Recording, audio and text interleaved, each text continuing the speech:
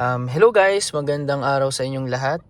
Sa mga kapwa ko na meron na Geely EX5 BMI na Max, may i-share ako sa inyo. Actually, marami din ako nakikitang ganitong tanong sa group natin, sa FB page natin, kung paano ba i-off or i-disable yung speed alert dito sa side ng ating display. Yan.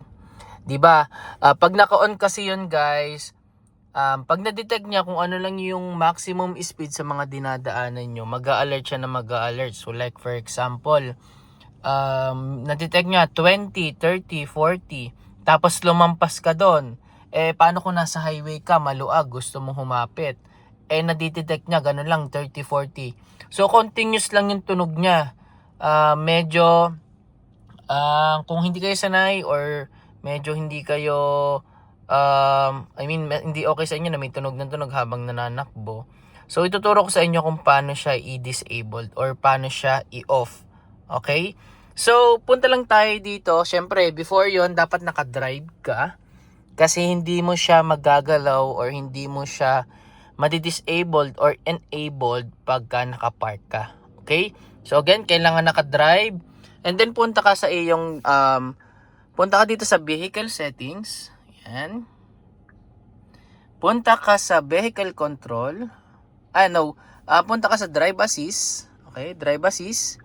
And then nakikita mo tong intelligent reminders, click mo lang siya. So ito yung nakikita nyo, ayan o. Pag na-detect niya na 120 or na-experience ko 20, 30, 40. So ayan siya. So hindi mo siya dito i-off. Itong speed limit alert, meron ka kasing option na i-off. Pwede mo siyang blink icon lang, magbi-blink siya dito. Or yung sa akin kasi ngayon naka-blinking icon and sound alert. So aside from magbi-blink dito, magtutunog siya na magtutunog. So kung paano siya i-off, ito lang siya. Speed limit update reminder. Tapos off mo lang siya.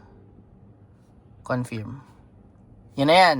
So, hindi na siya tutunog every time na meron makikita yung or madadaanan yung Geely nyo ng speed limit. Okay?